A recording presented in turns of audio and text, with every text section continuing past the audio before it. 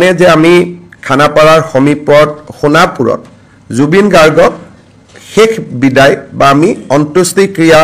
বা তেওঁৰ শেষ যাত্ৰা যেটো স্থান তাক আমি ৰাজ্য চৰকাৰে নিৰ্ধাৰণ কৰিছিল আৰু সকলোৱে তাক গ্ৰহণ কৰাৰ পিছত জুবিন গাৰ্গৰ শেষকৃত্য তাতে আমি সম্পাদন কৰোঁ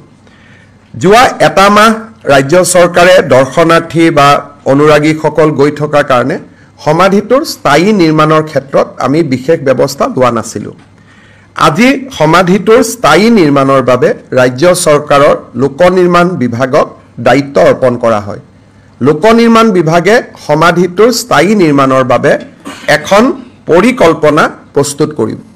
কিন্তু সেই পৰিকল্পনাখনক চূড়ান্ত ৰূপ দিবলৈ আজি ৰাজ্য চৰকাৰে কমিটি এখন নিৰ্মাণ কৰে অৰ্থাৎ কেনেকৈ হ'ব তাৰ প্লেনিংটো সেই কমিটিখনে অনুমোদন কৰাৰ পিছতহে ৰাজ্য চৰকাৰে ৰূপায়ণ কৰিব পাৰিব বিভাগটো হ'ব পিডব্লিউডি কিন্তু কৰিব লাগিব as per direction of this committee কমিটিৰ সদস্যসকল হ'ল শ্ৰীমতী গৰিমা গাৰ্গ শ্ৰীমতী পামী বৰঠাকুৰ শ্ৰী শ্যামন্ত গৌতম শ্ৰী পাৰ্থ সাৰথী মহন্ত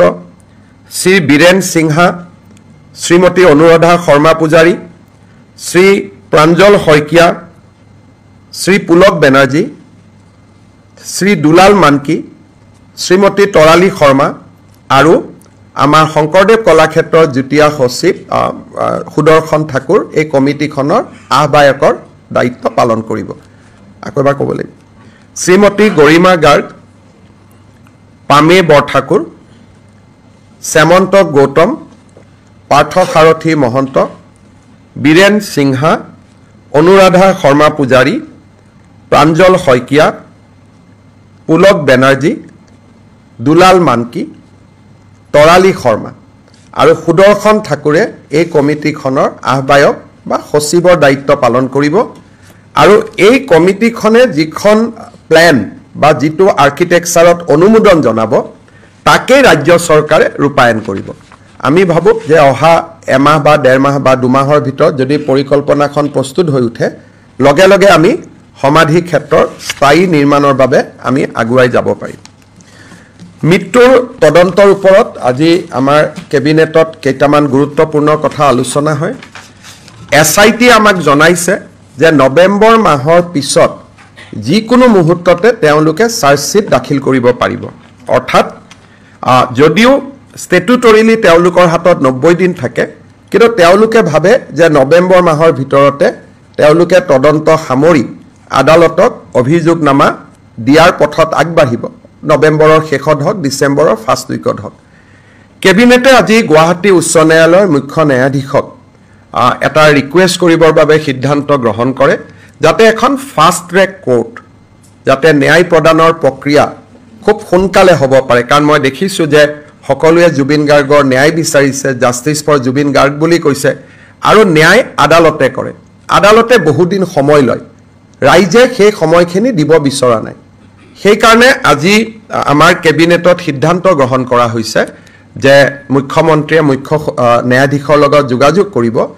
যিটো মুহূৰ্ততে আমি চাৰ্জশ্বীট দিব পৰা অৱস্থালৈ আহোঁ সেই মুহূৰ্তত যাতে আমি এখন ফাষ্ট ট্ৰেক কোৰ্ট পাওঁ য'ত ডে টু ডে হিয়াৰিং হ'ব পাৰে দৈনন্দিন হিয়াৰিং হ'ব পাৰে আৰু খুব সোনকালে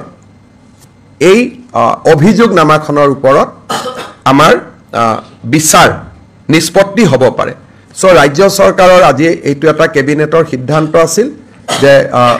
Guwahati high court should constitute a fast track court দ্বিতীয়তে ৰাজ্য চৰকাৰে এইটো সিদ্ধান্ত গ্ৰহণ কৰিছে যে ৰাজ্যৰ মহা অধিবক্তাৰ লগত আলোচনা কৰি আমি এজন স্পেচিয়েল পাব্লিক প্ৰসিকিউটৰ দিম যাৰ বেলেগ কোনো কাম নাথাকে তেওঁ কোৰ্টত অভিযোগনামা দাখিল কৰাৰ পৰা গোচৰটো ৰায়দান নোহোৱালৈকে তেওঁ যাতে এই কামটোতে নিৰন্তৰভাৱে লাগি থাকিব পাৰে সেই কাৰণে ৰাজ্য চৰকাৰৰ কেবিনেটে আজি এই ন্যায়ৰ প্ৰক্ৰিয়াক আগুৱাই লৈ যাবৰ বাবে এজন স্পেচিয়েল পাব্লিক প্ৰসিকিউটৰ আমি এপইণ্ট কৰাৰ বাবে সিদ্ধান্ত গ্ৰহণ কৰিছোঁ নাম আমি ঠিক কৰা নাই আমি ৰাজ্যৰ মহা অধিবক্তা গৰাকীৰ লগত আলোচনা কৰি আমি নামটো পৰৱৰ্তী সময়ত আপোনালোকক অৱগত কৰিব পাৰিম গতিকে আমি যিখিনি কাম সদায় কৰোঁ বা আমাৰ প্ৰত্যেকখন কেবিনেটতে আমি জাতি মাটিৰ কাৰণে আমি বহু সিদ্ধান্ত লওঁ সেইবিলাক আছিলেই তাৰ ওপৰত জুবিন গাৰ্গৰ আমাৰ দুৰ্ভাগ্যজনক মৃত্যু বা দুৰ্ঘটনা বা ষড়যন্ত্ৰমূলকভাৱে মৃত্যু এই গোটেই দিশটো তদন্ত কৰাৰ ক্ষেত্ৰত আৰু ন্যায়ৰ প্ৰক্ৰিয়াটোক আগুৱাই লৈ যাবৰ বাবেও আজি কেবিনেটে এই সিদ্ধান্তকেইটি গ্ৰহণ কৰে যোৱাকালি বাক্সা কাৰাগাৰৰ সন্মুখত যি ঘটনা সংঘটিত হ'ল তাৰ পৰিপ্ৰেক্ষিতত এই ঘটনাৰ লগত জড়িত কেইবাজনো ব্যক্তিক ৰাজ্যৰ আৰক্ষী প্ৰশাসনে চিনাক্ত কৰিছে ভিডিঅ'ৰ জৰিয়তে তেওঁলোকৰ আইডেন্টিফিকেশ্যনৰ প্ৰক্ৰিয়া চলি আছে বৰ্তমানলৈকে যিসকল আইডেন্টিফাই হৈছে তেওঁলোক হৈছে নুৰুল আলম তেওঁ মডুলিবাৰী বুলি গাঁৱৰ দ্বিতীয়তে মহিদুল ইছলাম তেওঁ all Bodoland minority students union যাক সৰুকৈ আমি ABMCU বুলি কওঁ তেওঁ ABMCUৰ কাৰ্যকৰ্তা দ্বিতীয়তে মুস্তাফা আহমেদ তেওঁ ABMCUৰ এজন কাৰ্যকৰ্তা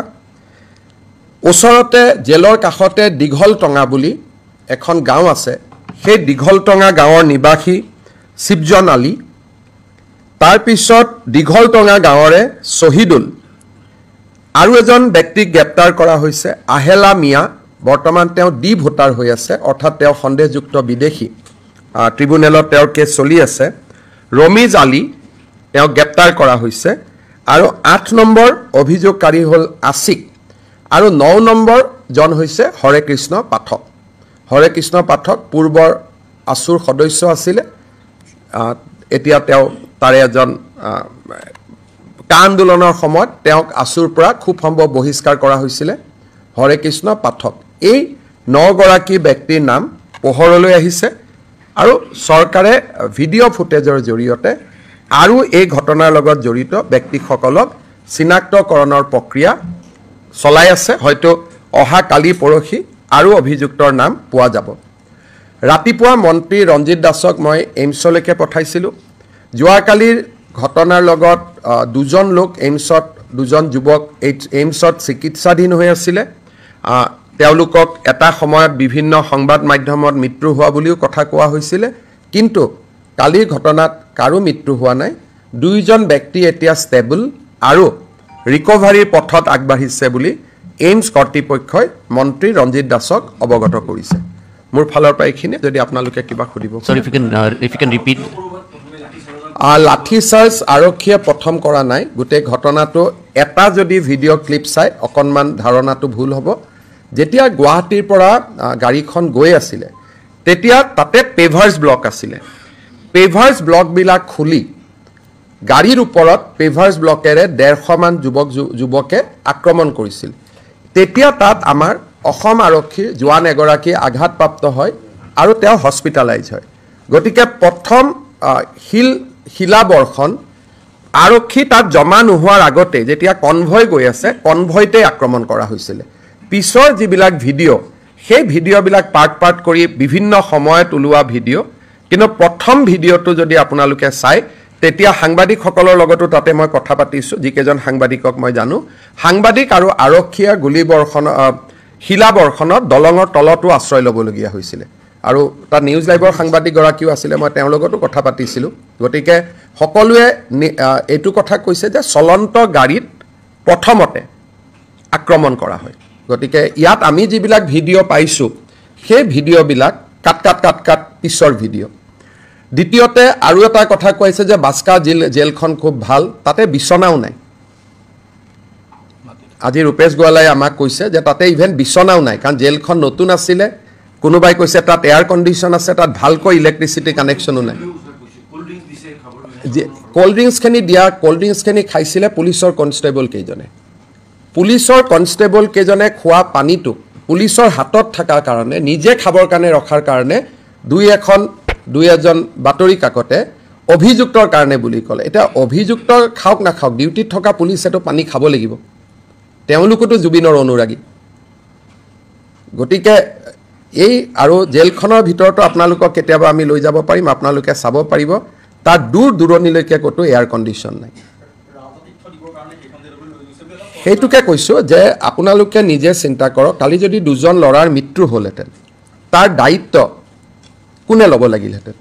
আজি ইচ্ছা কৰিলে এই দুজন ল'ৰাই যে গুলি খালে তাৰ গোটেই দায়িত্বটো ৰাজ আতিথ্য দিয়া বুলি কোৱা চেনেলজনৰ সাংবাদিকজনক আমি আইনমতে আজি গ্ৰেপ্তাৰ কৰিব পাৰোঁ কাৰণ তেওঁৰ হাতত কোনো প্ৰমাণ নাই যিখন জেলত বিচনাও নাই আজি ৰূপেশ গোৱালা কেবিনেটত আমি সুধিছিলোঁ যে এই জেলত কি আছে বোলে দাদা তাততো বিচনাও নাই অকল মেট্ৰেছ আছে নিৰাপত্তা দিব লৈ যোৱা হৈছে ৰাজ আতিথ্য নহয় দুইটাৰ মাজত পাৰ্থক্য আছে তাত ক'লে এয়াৰ কণ্ডিশ্যন আছে আজি এই দুইজন ল'ৰা যে যদি মৃত্যু হ'লহেঁতেন এই মৃত্যুৰ দায়িত্ব কোনে ল'লেহেঁতেন শীতল পানীয় বুলি কোৱা চেনেলটোৱে নহ'লে ৰাজ আতিথ্য দিয়া বুলি কোৱা চেনেলটোৱে এতিয়া মই কাৰো ওপৰত ষ্টিক হ'ব খোজা নাই সকলোকে ধৰি লৈছোঁ জুবিন অনুৰাগী কিন্তু যদি কালিৰ ঘটনাটোৰ তদন্ত হয় তেতিয়াহ'লে প্ৰথম প্ৰভোকেশ্যনটো এটা চেনেলৰ সাংবাদিকৰ পৰা আহিব যোনে ৰাজ আতিথ্য দিয়া বুলি ক'লে নম্বৰ 2 শীতল পানীয় খোৱা বুলি ক'লে গতিকে ক্ৰিমিনেল কেছটো এনেকুৱা হয় যে সাংবাদিকসকলৰ ফ্ৰীডম অফ স্পীচ আছে কিন্তু সঁচা মিছা বাতৰি কৈ থকাটো ফ্ৰীডম অফ স্পীচৰ ভিতৰত নপৰে গতিকে এই বিষয়টো মই ভাবোঁ যে আপোনালোকে যদি জেলখন চাব খোজে যাবও পাৰিব দুটা দিন পিছত পৰিৱেশটো অলপ ঠাণ্ডা হৈ গ'লে জেল ৰাজ আতিথ্য জেগা হ'ব পাৰে নেকি জেল কেনেকৈ ৰাজ আতিথ্য জেগা হ'ব পাৰে আমি একেখন টকা খৰচ কৰি জেলহে বনাইছোঁ আমিতো হোটেল বনোৱা নাছিলোঁ জেলত কি থাকে সৰু সৰু ৰুম থাকে এটা ৰুমৰ পৰা এটা ৰুমত আহিব নোৱাৰা ডাঙৰ ডাঙৰ ৱাল থাকে জেলত ৰাজ আতিথ্য হ'ব পাৰে নেকি যদি আমি হোটেল এখনক জেললৈকে কনভাৰ্ট কৰিলোহেঁতেন তো ৰঞ্জন দৈমাৰীৰ ক্ষেত্ৰত আমি তেওঁক এটা গেষ্ট হাউচত ৰাখিছোঁ NDFBৰ বহুত কেইজন একিউজত চিৰাঙত এখন আমি গেষ্ট হাউচত ৰাখিছোঁ তাত ক'ব পাৰে ৰাজ আতিথ্য বুলি আৰ্গুমেণ্টছে কিন্তু জেলতে ৰাখিলে জেলখন কেনেকৈ ৰাজ আতিথ্য হ'ব পাৰে গতিকে বিষয়টো ক'লৈকে লৈ যোৱা হৈছে মই ভাবোঁ যে ডেফিনেটলি সেই পেপাৰখনক জাষ্টিছ সৌমিত্ৰ শইকীয়া কমিটিয়ে মাতিব সাক্ষী দিবৰ কাৰণে কাৰণ অসম চৰকাৰে তাত এফিডেভিট দিব এই চেনেলটোৰ বিপক্ষে